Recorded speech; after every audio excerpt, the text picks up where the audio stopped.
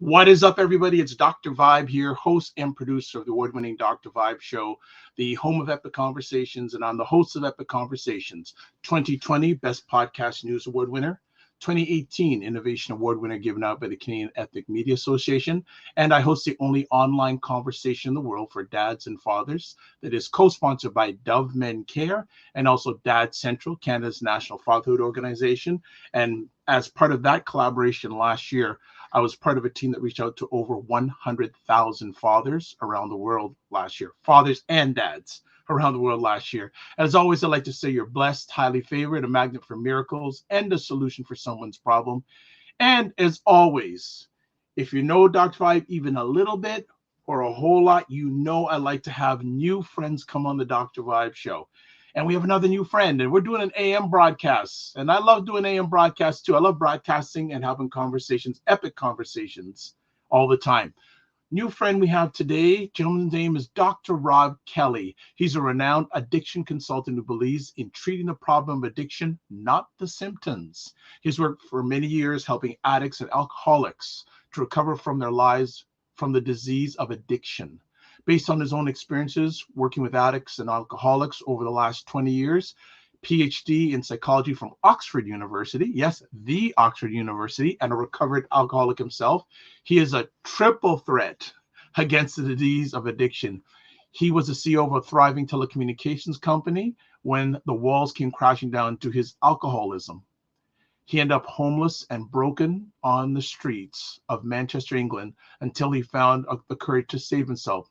He's lectured on the subject of addiction at many high-profile universities, national conferences, public schools, churches, business organizations, and hospitals, and is recognized as a leading industry authority on addiction recovery methods that are changing lives all around the world.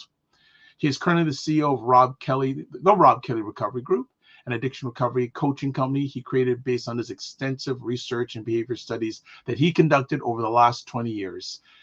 Dr. Kelly's methods may seem unconventional, leading some people to refer to him as, quote, the Gordon Ramsay of the addiction world. And I actually watched Gordon Ramsay's latest show last night, Next Level Chef, by the way, because of his direct, no-nonsense, candid approach to treating addiction. He works to, quote, make the road of recovery less of a mystery tour. He's appeared on a lot of different platforms, The Doctors, Eye Opener, Good Morning Texas, Jim Bohannon Show, Miracles in Recovery, USA Today. He's hosted Sober Chefs on the KLIF radio in Dallas, Texas, and currently hosts a Recovery Channel podcast featuring special guests discovering a variety of mental health issues. So you know what? That's enough. Let's bring the star of today's conversation. Gentleman's name is Dr. Robb Kelly. Welcome, Dr. Kelly. How you doing? Dr. Vibe, how are you, man? So good to see you. Right back at you. I am outstanding and better to have you here today. How are things in San Antonio today? They're a bit cold today. The temperature's dropped to a terrible 58, which is cold for us, from 78 yesterday. But yeah, nice and warm inside the office, so we're all good. Good. You probably don't know what we've been experiencing here in Toronto. Like last Monday, we had about 18 inches of snow. Oh, wow. And I know you don't want to hear or even encounter any of that. Definitely not. Wow. That's crazy. Absolutely. Well, look, I'm thanking you for taking the time out of your positive, productive schedule to share with us today on a very important subject. One of the subjects we've heard for a long time, but especially over the last 24 months, addiction, mental health challenges. So I'm really looking forward to our conversation today. And a big shout out to Courtney from your team for being persistent and consistent over about 2 months to make this happen. And that's because Dr. Robb is always on the go and I was always on the go. So Courtney, I bow right now. All right. So like we do always on the Dr. Vibe Show, especially with new friends, can you share a little bit about your background with us? Because it seems that in order to where you arrived, you had a journey. Yeah, it's been a crazy journey. But looking back, I was born in England, obviously, because of the accent, just in case some people think I'm Canadian. No, I'm not. I'm British. Born in Manchester. There's a great famous football team there. I had a normal lower class living, council housing, or the projects, as the Americans say, and just, just loving parents, but not a lot of money about, unfortunately. So we just grew up, took my first drink at 9, the ages of 9, when I was on stage with the musical Family, my auntie and uncle. And that first drink set off my alcoholism, not straight away. It took many years, but that was the first drink I remember. Schooling good, not really up to anything. And then the high school, my main deal was music. I wanted to be a professional musician, a famous musician if possible, but not going to be. But I have played in a few famous studios. I started with Strawberry Studios owned by 10cc in Stockport outside Manchester. And then I moved eventually to Abbey Road, the place where the Beatles made famous, played with Elton John, David Bowie, Queen, all them guys during my career. And the money I earned from that, I put myself through Oxford University, Queen's College. And I had to pull a few strings to get there, obviously, because working class people don't usually go there. But I always wanted to know, I wanted to be better. And I hate to say this, but it's so true. Better than my family situation, because I was supposed to grow up, get married, have 2 children, go to the pub every Friday and Saturday night, and that was it. I didn't want that. I wanted much, much more. And as my life expanded, I decided that I was going to go for it. There was an old man outside school one day who sat on a bench waiting for the bus, and I'm sat next to him, and he said, "How old are you, son?" And I said, "I'm 13, nearly 14." And this is what he said to me. He said, "Never hold back on anything that you want to do. Take every opportunity you can and never turn down anything." And that's resonated with me for so many years that I do. And people go, "You can't have done all that." Yeah, I have.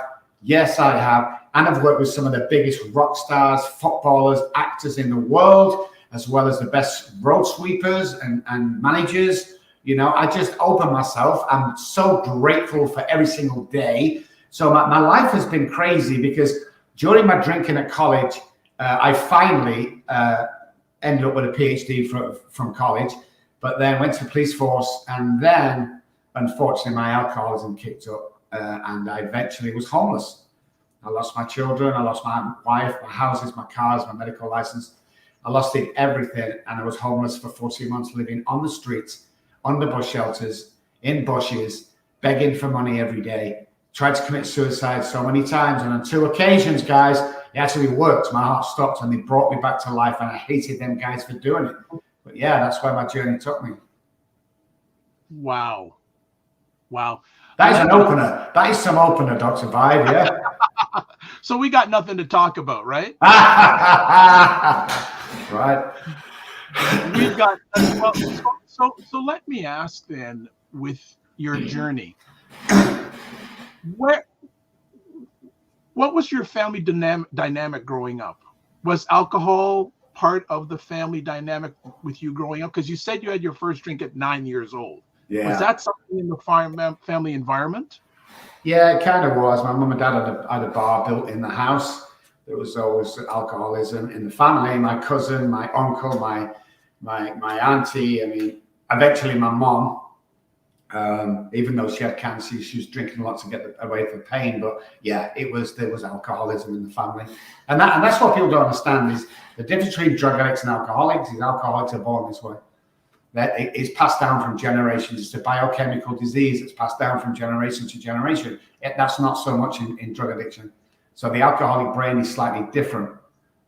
You can't drink yourself into becoming an alcoholic, but you can take enough drugs to become a drug addict. Now, this is research over 30 years. Some of our stuff is high-cut, leading, breakthrough stuff that we've been working on for many years. So I'm born this way. I'm born with billions of self-sabotaging neural pathways that basically my brain will always go to the worst scenario every single time. That's what causes the trauma. I suffer from trauma, like every alcoholic suffers from trauma. And if you don't deal with the trauma, you will continue to relapse and eventually you will die. And that's the bottom line. The brain needs to change to be room. I specialize in neuroplasticity, which means that we remold the brain away from self-sabotage into health and good care and love and God. That's the way out. Anybody who wants to get well from alcoholism, you can't do this journey without a spiritual awakening, because here's my findings as well. When we have a spiritual awakening and a psychic change, our DNA changes. Why is that different? Well, the same man's going to drink again. We know that. Our literature tells us that. But You have to have a complete change, and then you have to be reborn. And that's the only way out if you're a real alcoholic. Wow. What can you share some of your challenge during the years that you were an alcoholic? What was a low point? The low point was where most people say your low point was on the streets. It wasn't. It was before that. It's when I was in the house one day and drinking, and we all went to bed, children at ages 1 and 3, thereabouts. Me and my wife went to bed. I woke up about 2 to 3 o'clock in the morning, and I wanted a drink of alcohol. So I come downstairs to get the alcohol because I knew I had some in the kitchen. Every alcoholic always keeps a spare stash. I took it out, I put it on the counter, I turned around for a second, and when I turned back, because I was getting a crystal glass, because hey, I'm not an alcoholic, it's crystal glass, cost a lot of money. And when I turned back, my wife had followed me down without me knowing. She grabbed the bottle of vodka off the side of the counter and she held it to her chest and said, "You think you've had enough?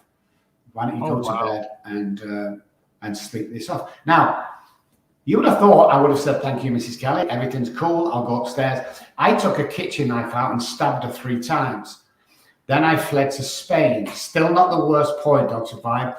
Come back home after 3 months in Spain when she wouldn't press charges. And she left with the children. I got the 2 children back.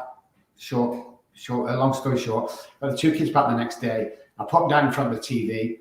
I walked into the kitchen and thought, wouldn't it be a great idea to have 1 drink, just 1 beer? 3 days later, when the police kicked the door down and my children not been fed or changed diapers for 2 days, they served me with papers. My eldest daughter, that was 3 or 4, walked to the front, held Mummy's hand and walking down the path, and here was my lowest point. She said 3 things to me. She said, Daddy, please don't go. I'm crying, she's crying, Mum's crying, the police are crying. Halfway down the path, she turned around and said, Daddy, please get better. And when she got to the gate and opened the gate, she turned around 1 more time and she said, Daddy, please stop drinking. And I couldn't do it.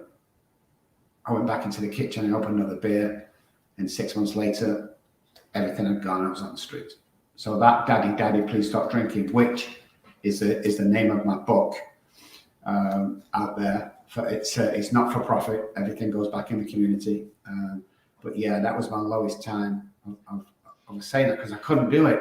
I couldn't do it for her. I couldn't do it for me. I couldn't do it for anybody. I was just on this journey that was self-destruction. And people say, well, can't you stop for your kids? Listen, let's look at the brain real quick for a second in alcoholism.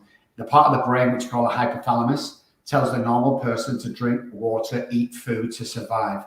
It's part of the survival part of the brain. At a certain point, crossing over to alcoholism, my brain, my hypothalamus tells me to drink alcohol. When your brain is telling you to do something in your own voice and your own tone, you can't help but do it. And that's the problem. And the basal ganglia and the side of the brain is repetition, strength, and confers kind of the brain. What that's doing is going, hey, let's drink, until self-sabotage comes and then finally death comes. And that's the situation I was in. Thank you for sharing your story, some of your story. I know you've probably done it many times, but I know even how you were taking some pauses there. There's still moments that hit your heart. Yeah, I still can't, some of the things I can't really say without still getting upset because, and this was so many years ago, but it's always going to linger on. I had trauma from that, which I've dealt with. I'm still dealing with because they were horrible days, And my youngest daughter, I have never seen. She was ages 1, and I think she must be almost 30 now. I've never seen her, and I've never seen my ex-wife, and I'm the scum of the earth as far as she's concerned, and rightly so with my behaviour and that. But my eldest daughter, who I'd not spoke to for many years, quick story, I was in bed one day and my phone pings, and I can tell by the noise it's Messenger on Facebook. So I grabbed it because nobody calls me unless it's urgent. And through squinty, blurred eyed, I read, "Hey, Dad, this is Charlotte. I've seen you on TV. Can we talk?" And then the next day, I called her straight away. And then within 24 hours, we're on a plane to the UK. And I met her. I met her for the first time in so many years. And I went to a place and we opened the door and I was so nervous. And she was nervous, and we hugged and we cried. Now, here we go, guys. Listen to this. This is when you know you're doing God's work. And she said, Dad, I've got something to show you. And she took me through to the living room. And she handed me my 3-month-old granddaughter. Oh, my goodness. Yeah. Right there, I knew I was doing the right thing. See, I'm a great believer if you do the right thing and work with God's kids, on a spiritual journey, that you'll get everything back, and you'll get much, much more than you've lost, than I have done. How was that moment when you held your granddaughter for the first time? There was a couple of things. First of all, it was unreal. It was just kind of unreal. Then secondly, flooded with gratitude and tears, shaking. But I say this often and people don't really understand it. When you think about what I'm going to say, if I'd have died right there and then, I'd been a happy man. Because that's all I ever wanted. One of my daughters back in my life, my granddaughter, who I cherish today. And my daughter, after speaking to her for a couple of weeks, we stayed there and we come home, we speak every day. She wanted to do what I do, so we sent her back to college. And 6 months ago, she became a therapist and she graduated for NLP, and she opened my Manchester office in the United Kingdom. What? Bam! Come on now. I know. Talk to me. Talk to me. Man. Unbelievable. And when we get on with a patient and she's working with the kids and I'm working with the patient, we get on together and we tell her this is my daughter, and they just think it's the best thing ever. We have a fantastic relationship today. Went over and seen her at Christmas. She's absolutely amazing at what she does. And my granddaughter, obviously, we pay for everything and spoil everybody. But yeah, man, I'm the luckiest and blessed man in the world. And like I say, I don't have bad days, I mean, I have better days than others, don't get me wrong, but how can I have a bad day when all this has happened to me? And it's all come back. But this is what I've learned from what I do today. So everything I do today is neuroscience and experience. If I wouldn't have gone through that with my children and my wife, if I wouldn't have gone through the homelessness, the begging every day, the beating people up for money, for alcohol, if I wouldn't have gone through that, I couldn't do what I did today. So looking back, I often say that my homeless and all that stuff that went with it was like a semester at Harvard University. The knowledge and the experience that I got from there, because people see me today. What do you know, Dr. Robb, living in your $1 million house and your cars and all? What do you know about homelessness? And I say, hey, Johnny, sit down. Let me explain to you what I was. And let me explain even better how you can exceed what I've done, far more than I've done. Because what we can visualize in our head, we can hold in our hand every single time. And we're not talking about 300 or 400 patients here, Dr. Vibe. We're talking about over 7,000 patients I've worked with. And got people well. And I'm excited today as the first day I started this deal, because I get to see miracles on a daily basis. I get to see God's work, and it's phenomenal. And I'm passionate, and I just love in life. I just have a great life. You are what I would say. You're blessed and highly favored, sir. Yes, I am. You're not blessed. A day go by that we don't know that. Yeah, me and my wife often just look at each other and go, because I've only been married to my wife for about 4 or 5 years, and met her 9 years ago. So she says every day we're blessed. And how did we get here? And the answer is we're highly favored, and we're here to do a mission, and we've been chosen by God to heal. Isaiah 61 was my favorite Bible verse. And when I came over here, there was a guy that I met that his Bible group was called Isaiah 61. And Isaiah 61 says to bring good news and healing to the families and the people that you meet. And that's exactly what I do. Let me ask, as before we get into what you do today, when did the turn happen? Was there a moment or some moments that the turn happened? Yeah, I had a huge spiritual awakening on the streets. And what happened, it was early morning, 3 or 4 o'clock in the morning, pouring down with rain. I'm desperate. I have no alcohol with me. I'm going into withdrawals. I want to die. I'm walking on the back ends of Manchester, the cobbled streets where nobody goes. There's only factories there. And I dropped down to my hands and knees, and I started to cry like a baby from my stomach. It's important you know that, guys. That aching stomach cry. And after all that happened to me, I didn't believe in God. I didn't believe in nobody. Humanity had given up on me. And I got on my hands and knees and I'm crying and watching my tears hit the cobblestones and turn purple. And I looked up to the sky in this rain and I said, if there's a God up there, I can't do this on my own anymore. And I'm telling you, 30 seconds later, 40 seconds later, a guy walked around the corner. He had a little Bible in his hand. He came up to me and said, hey, do you need help? And I said, yeah, I'm an alcoholic and dying. He said, well, I'm an alcoholic in recovery. You're going to come back to my house. We're going to clean you up and we're going to set you on your journey. And that's what it happened. Thank you for sharing so openly. I appreciate that. And I know others who are watching this live or listening to it live or on replay are appreciating this. So you began to, you decide to make a turn. When did you decide to make your test, for lack of a better word, your testimony? Well, so when did you decide? When did you decide to say, okay, I've had all these experiences, I've made a turn, but not what I got to do is bigger than me? Yes, it was probably about. Well, I met this guy Derek who found me on the street, took me to a 12-step meeting. I met this guy called John, who took me through the big book and all sorts of teachings over a period of 8 weeks, and we've never been able to find this guy since. But I knew, he kept saying, Rob, you've been given a gift. You need to do this. You need to travel. You need to come out of Manchester. You need to teach these teachings and save people. And that's where I turned around on the last day of him. I was walking home at probably about 8:30 p.m. Because I was living in this guy's house and I couldn't afford a car or bus fare.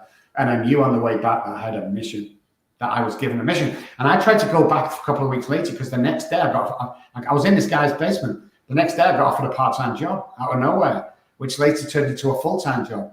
The week after, someone gave me a beaten old car to drive to work, but it was phenomenal. So I went back to thank this guy in the apartment that I'd been going to for 10 weeks, this apartment, and nobody there.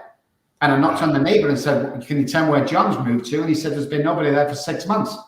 And I knocked on the other side when a woman comes to the door and she said, that apartment has been derelict for 12 months. Nobody's been in there. It's been locked up for 12 months. Went back to the meeting where I saw him. Nobody recollected. When I said to the chairman, I was over there speaking to John near the coffee machine, this was their reply. Rob, I don't mean to be funny, but he was over there talking to yourself. Never found that man. But what he taught me is how I created my program, and it saved lives. And I don't want to question it. I've been doing this for 30 years. I just know that God, through this guy who we've never traced, has given me something that I've created this program, brain science, spirituality, and unselfishness, and people are getting well. And I just knew that this was my mission in life. And, I'm 60 years old. I should have retired by now. I'll never retire. As long as God's got a breath in me, you got to do his teachings. Always do his teachings. Always. Well, if I hear about you retiring, I'm going to come and get you and say, get back up. Don't you talk that. No, you got too many people to serve, my friend. Too many. Yes, sir. So let's go back to the early days. So you said, I'm going to start this. What were the early days like of what you were doing? Because obviously it's different now, but do you have memories of the early days? Yeah, it was, I never made any money out of this, but yeah, I was struggling. I was in this guy's apartment and after the homelessness, but it was just, people were laughing at me. Like I go to 12-step meetings and tell people they can recover permanently, and people will laugh, because that's one of the things this John told me, that God had told me to tell me. He said, tell people they can fully permanently recover from this disease, and people would laugh at me. And when I spoke, people would sneer at me, and some people get angry at me. You shouldn't be saying them things in here. That's false. I was just reading from the book that was 12-step book. That's all I was doing. But people get angry. But you see, what happened was I'm an ex-fighter, ex-bodybuilder, and I don't really take any crap from anybody. So God gave me everything I need to walk into these rooms and teach, because if there was one or two people in there, which there was, that needed to hear what I had to say, it was saving lives. And all these charlatans around me, including some pastors, would say, you shouldn't be speaking like that. But God, I just kept going, man. I kept going and going and going and going. And I didn't stop. And I traveled around with my big book and a mission to help people. And I would go to the homeless, and we'd be preaching to them, and we'd be, just talking to them. And, it was a lonely journey. It still is a lonely journey to a certain amount, because my findings and teachings from the early days are different to anybody else's. That's why they call me the Gordon Ramsay, because first of all, I curse a lot when I'm working with a patient, because I'm trying to attract his attention. I'm trying to shock the disease. Plus, I know Gordon. Gordon's a good friend of mine. But yeah, it's like everything was out of the box and people wasn't accepting it. And as the years went by and people started to get well, and then I moved to America 14, 15 years ago, and the medical authority over here said, you're wasting your time. There's no money in recovery. There's no money in people getting well. And your experience and your trials and your tests don't mean nothing. But as I kept carrying on, people then started to listen about what I was talking about the brain science and the spiritual side of fully being, and like, I'm a recovered alcoholic. I'm not going to drink again if I continue to do what I need to do. So yeah, it's still lonely today. Just a little intro before we continue on the journey, the move from England to America, challenging decision or something that you wanted and needed to do? Completely fluke. I got a phone call one day, and it was a girl from America whose pastor from this enormous church in Plano had asked her to call me and asked if I would come over there for like 2 weeks to teach to their youth ministry, because there's a big crack cocaine in this really affluent area. So I decided to go. I was so excited. I've never been to America, never really been out of the country apart from Spain. So we started to talk, and they sent my air tickets over, and I was so excited. And then a week before I was going to come, I was getting all my passport out, and my passport had expired. And I'm like, oh my God. So I jumped on a bus and I went down to Liverpool, which is about 35 miles. I went into the passport place. I gave all my stuff in to renew my passport. And I said, I want to expedite it. And he said, sure. And he took the money and he said, okay, look for it for another 4 to 6 weeks. It'll be with you. And I said, it can't be 4 to 6 weeks. In 7 or 8 days, I'm due to fly to America. I've got to go to America. And he said, son, I'm telling you now, it's 5 or 6 weeks. It's 3 months if you don't expedite it. I left there crying. I came home. I wasn't going to call him because I was so embarrassed. I was going to call him on the last day and make some excuse up. 2 days before I was going to fly, there was a knock on the door. And this was 5 days after the passport that was supposed to take 6 to 8 weeks. The postman handed me a package. It was my passport. So right there and then, I knew I had to come in. So I came over here for 2 weeks. And as soon as I stood up, took a step into America, I knew I'd never go home again to live. And my life took off from there. Wow. Well, folks, we could Dr. Robb could spend all day saying stories, but I'm sure that most people are here to talking about addiction. So let's roll up our sleeves and get into it. Addiction, the addictions that you help people get over. During your journey doing this, have the root causes changed any, or are they still the same? The root cause has only changed because of the lack of knowledge that we used to have. The root cause has always been the same. What you have to understand with addiction is alcohol and drugs have 1% to do with alcoholism and drug addiction. Only 1%. It's the symptom. It's like the spots to my chicken pox.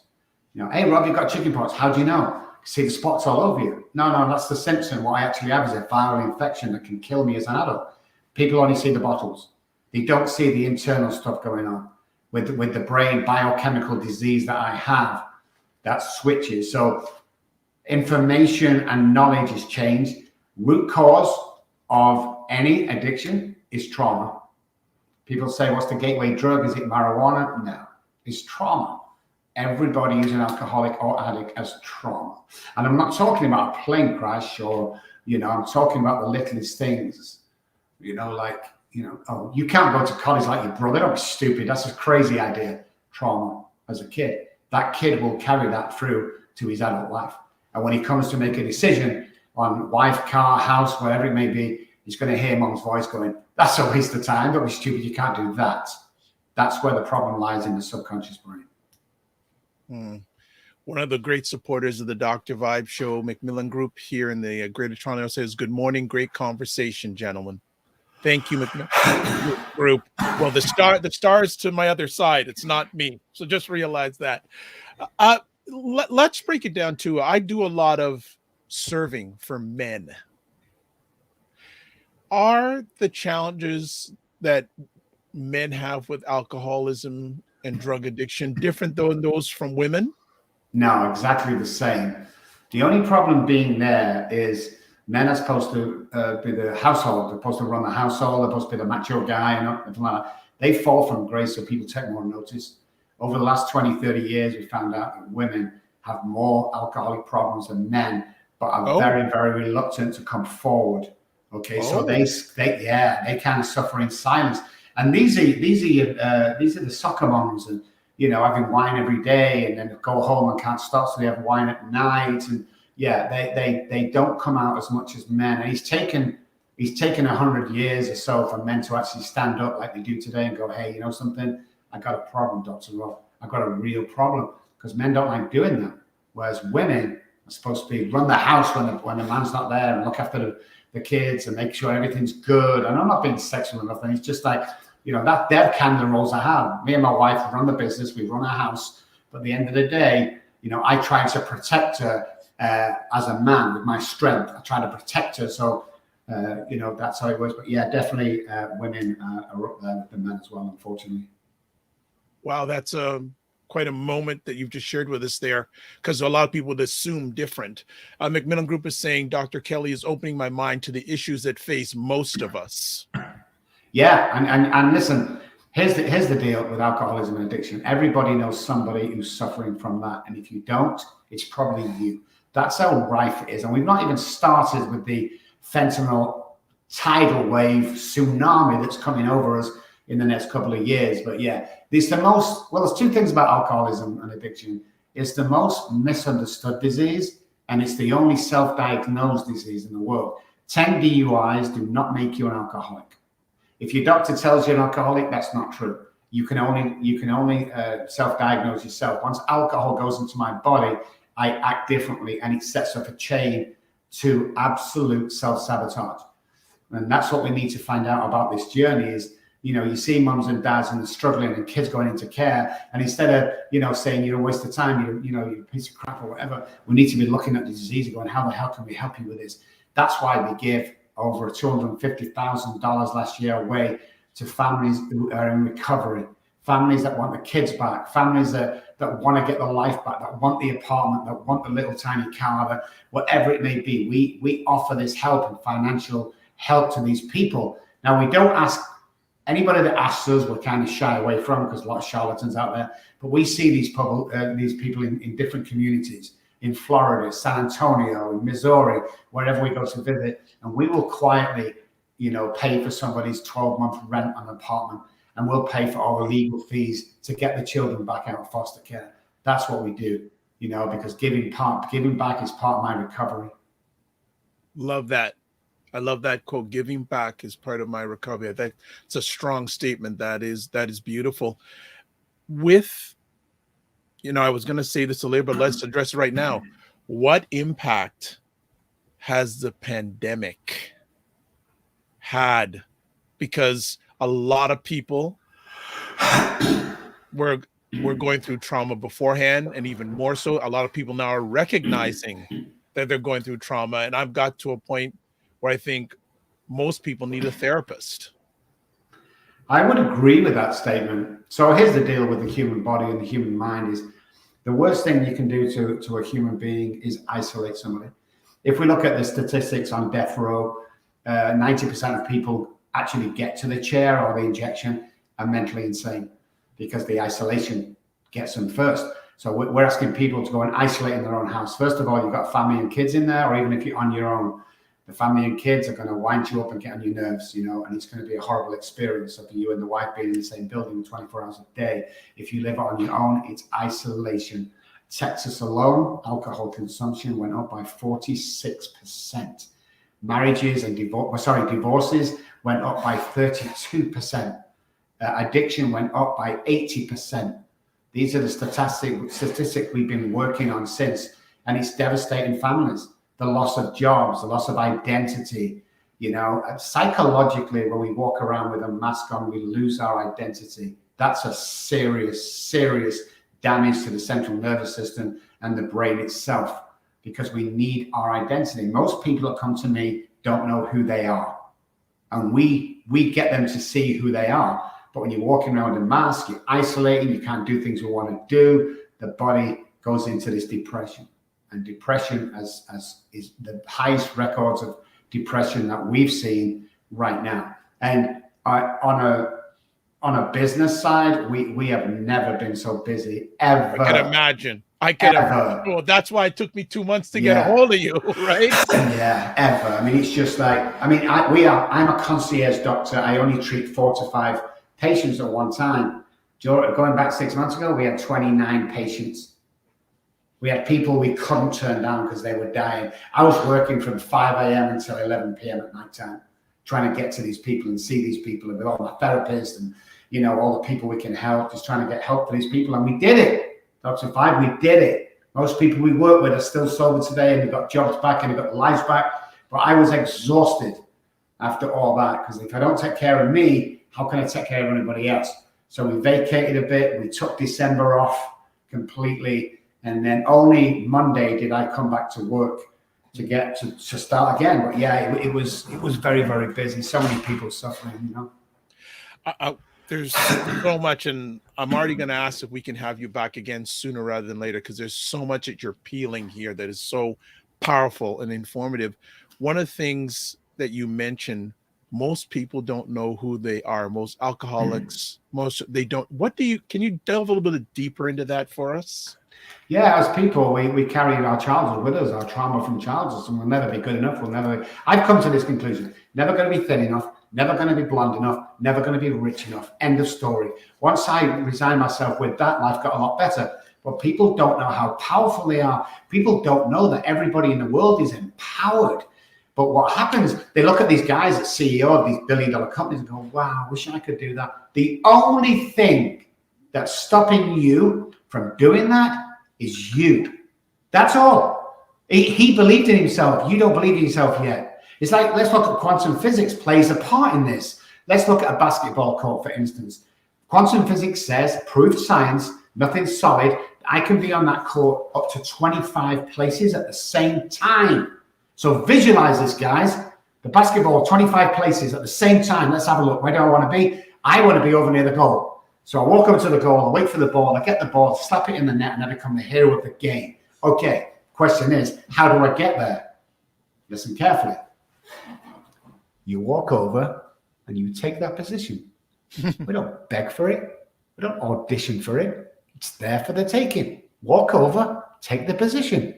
What, me? Yeah, you. The guy sat at home now, depressed, don't know why to do. You are so empowered. You can change so many people's lives. And just stop being selfish. Get out, get well. Let's, get excited, because all the people are going to die while you're still sat at home on your sofa, depressed and miserable. You are the empowered ones. If you're going through any depression, guys, if you're going through a bad time and think this is my lot in life, no, it's not. This is your training. This is your semester at Harvard, because God and the spirit of the universe, or whatever you want to call it, has got better plans for you. And the only reason you're going through this is to be trained to step in this position of power, empowered. Everybody needs leaders. We've got lack of leaders right now in the world, guys. We need good, honest leaders. And believe it or not, I'm speaking to you sat at home now thinking you're not good enough. And if you're sat at home thinking you're not good enough, I want to say something. I want to apologize to you guys, because somebody has put that there. End of story. Don't believe that crap. You have been chosen. Get the depression done. Get the homeless done. Get the bad times done. Now step in to the solution. Step into the future. Because what that does is, when somebody comes and go, hey, Jimmy, I'm going through this depression. I don't know what to do. You can go, hey, sit down. Let me tell you what I did with my depression. What? You was depressed? Yeah. And that's how it works in this world. Visualize it. Walk over. Hold it in your hand. End of story. as long as you're doing good deeds, being kind to people, not doing the wrong thing. Don't be having affairs behind your wife's back, anything like that. Stealing money from work. No, that doesn't work. You won't have an amazing life. When you do this stuff, your life will be miraculous. Believe me. And if it isn't, contact me. I'll send you $5,000. That's how confident I am with our research. The little things change men and women to be better people. Well, for those who want to know what Dr. Robb is like, you just got a sample right there, gratis. you got it gratis.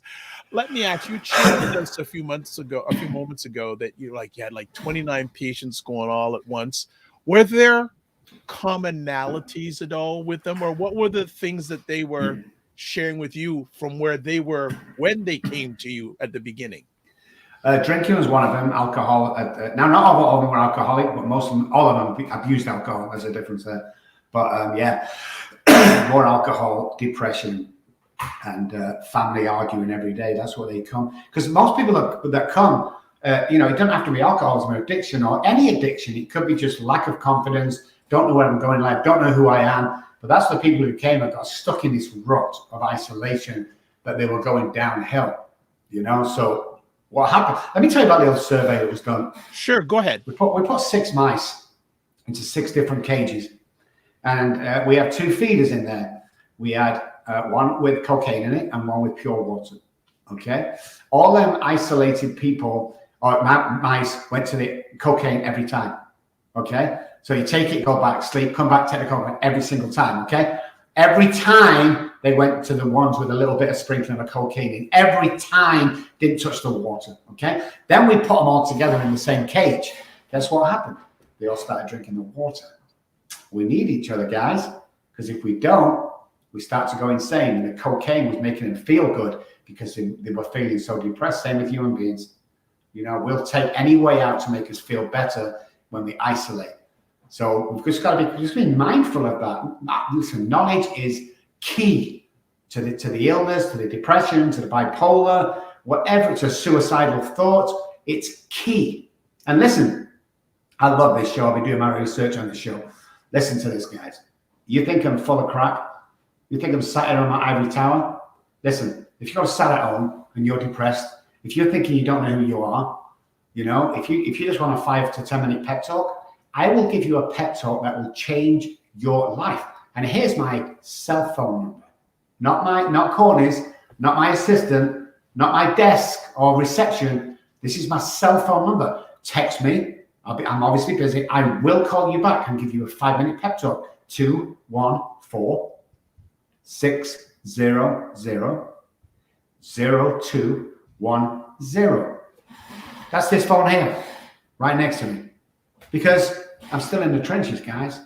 My heart and soul are still on the streets.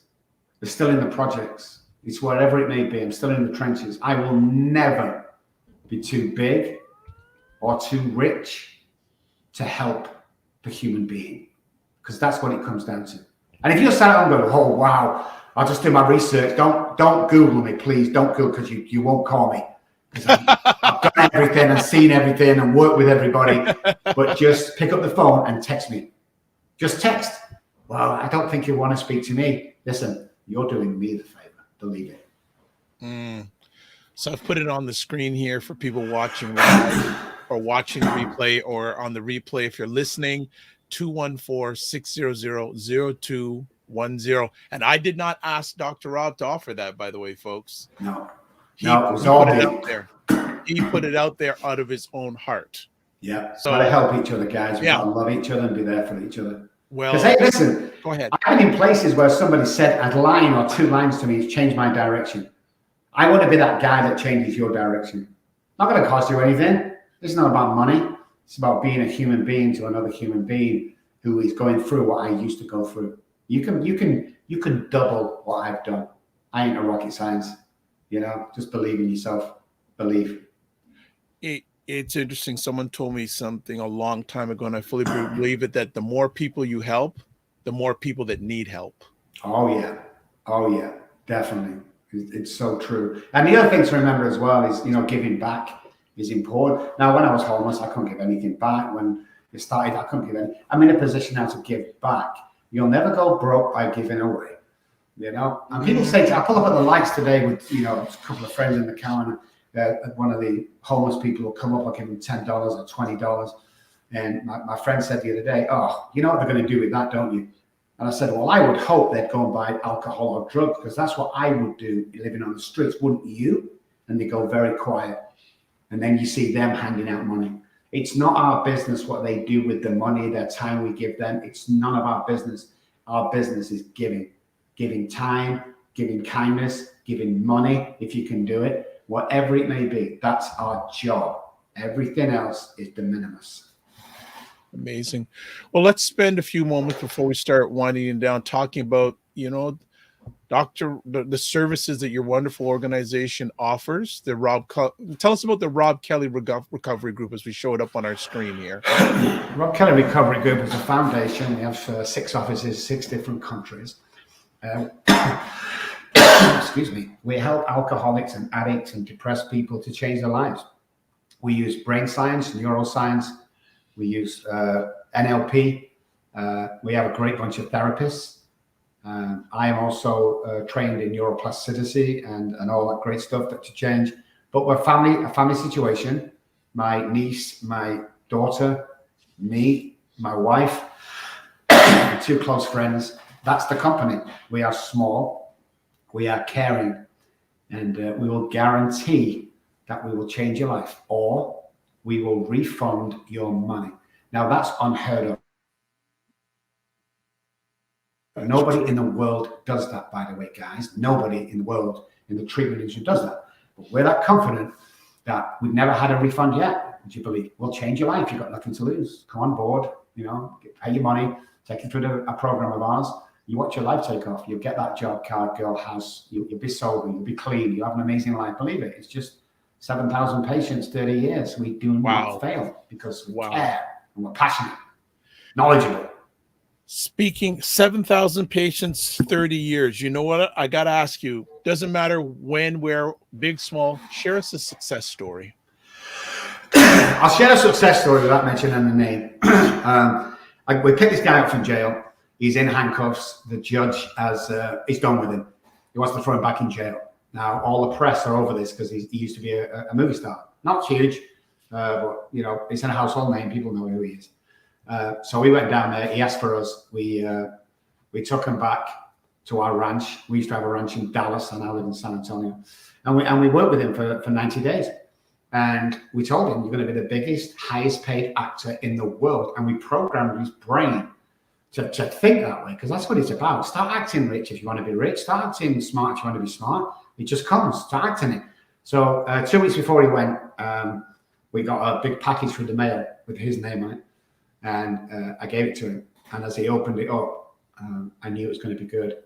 And he took out this script and he said, oh my God, it's a script for Iron Man. Wow.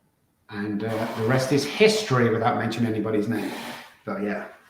Wow. That's amazing. How are people hearing about the service that you offer these days compared to how they heard about it in the beginning?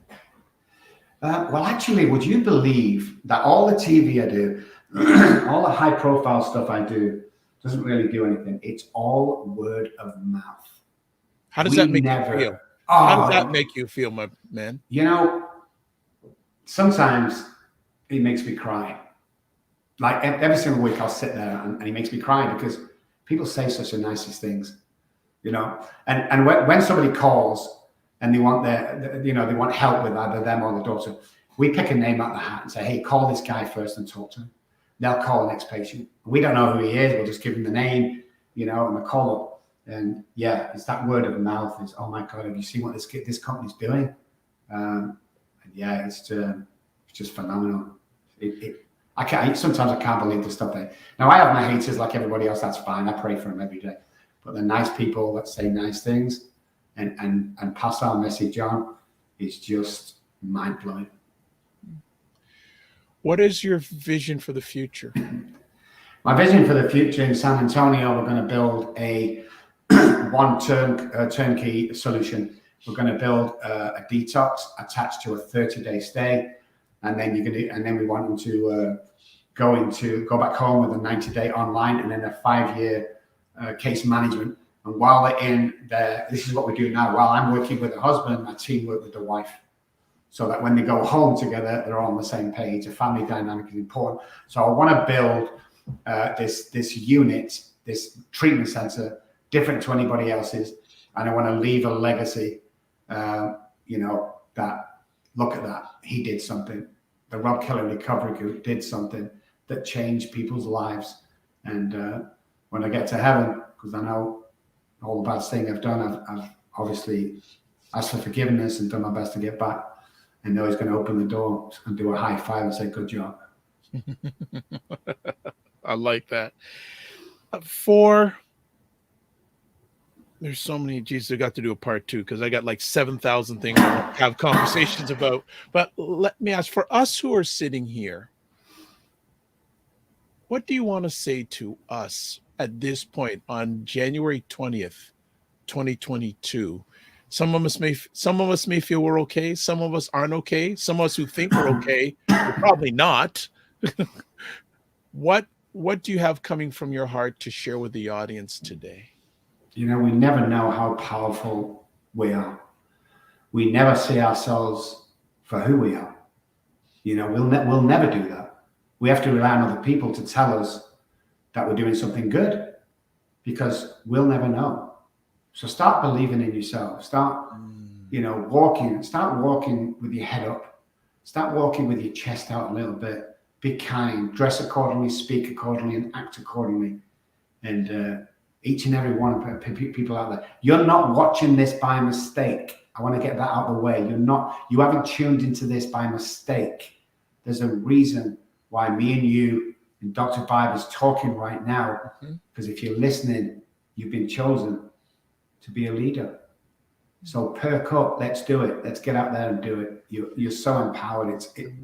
It's a shame. It's a crying shame that you don't know how empowered you are. If I was speaking to a patient now, I say the first thing when I get online, if me and you could swap places for 3 minutes, all your problems would be over, because you would see you as you. I love that. 2 things popped in my mind before we close it down. First of all, we are living in a time where there's a lot of division, right? And causes people to fall into addictions. Any thoughts in regards to addressing a world that's pretty divided at times? Yeah, definitely. I mean, it's been my heart for a long time. It's like, first of all, if you want to solve 90% of the problems, turn your TV off. I agree with that. That's the first step. Good take. Yeah. I want to say, whether you're black and white, Chinese, blue, I don't care. It doesn't make any difference. Start loving each other. And I'll give you a key. Anybody want to get high this today or tomorrow? Listen, dopamine is our chemical release. It's our go to feel good chemical. If you thank somebody or compliment somebody, dopamine is released into the brain. Go and get high today. Go and feel that natural high. And I'll tell you what, it's like any other natural drug. Once you do it once, you can't stop. It's phenomenal. That is beautiful. And my final thing is something that I do as much as I can, and I hope that you will verify this. At least every week, I just reach out to 2 or 3 people, whether it's by phone or text or email, and I just have 2 words for them. I say, "You good?" Yeah. How important is that, especially during this time, especially people who are going through addiction right now? Because I'm a firm believer, a lot of times the simple things are the best things. This is the unknown secret with alcoholism and addiction. It's the smallest thing that changes people. If you're sat there one day and you go, "Oh no, Johnny's doing," text or pick up the phone, because you can bet, it always happens to me, you can bet at that time when you call, he will say, "Oh my God, so glad you called. I've got this problem," whatever it is. But yeah, I love doing that. I love it. Just random people every day, just see how they're doing, man. See how they're doing, and you both win. It's a win-win situation. Need more love in this world. Let's stop the hate. I hate. I'm not a political person because I'm not into all that. But everybody wants to fill us with fear. everybody wants to divide us because they know as one, as a joint unit, we're very powerful.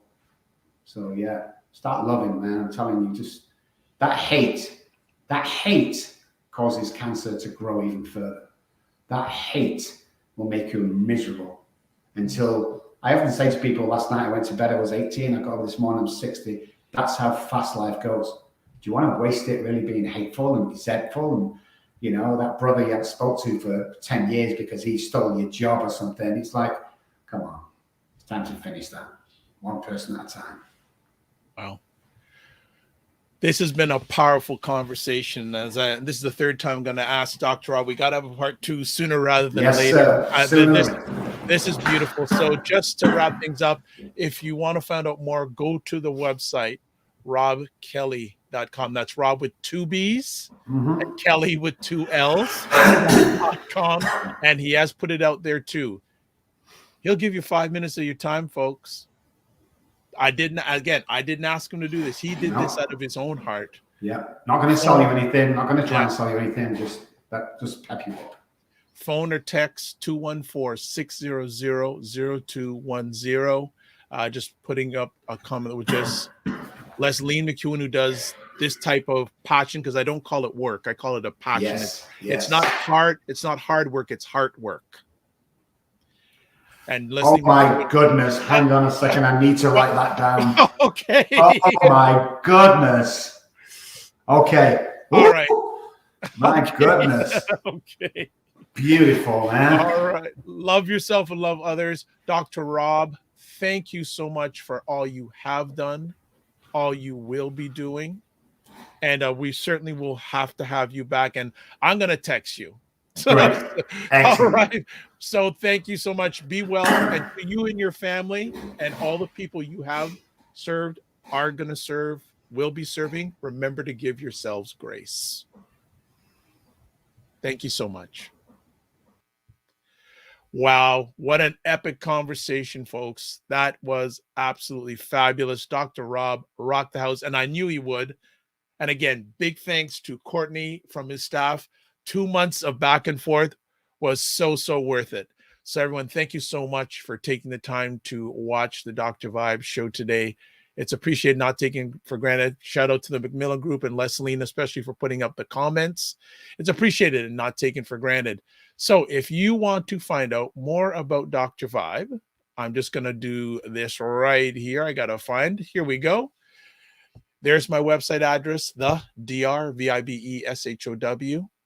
Twitter at DRVIBESHOW, Instagram, the DRVIBESHOW, and email dr.vibe at the drvibeshow.com. So as always, I close out with this. Live your life as a dream if you can dream it. Sometimes you have to get small to get stronger. Block assumptions, then aim bigger, aim better, aim higher, aim wider. Love, faith, and respect, and remember to give yourselves grace. God bless, peace to all, keep the faith, and remember, walk good. And we'll see you soon, and be safe.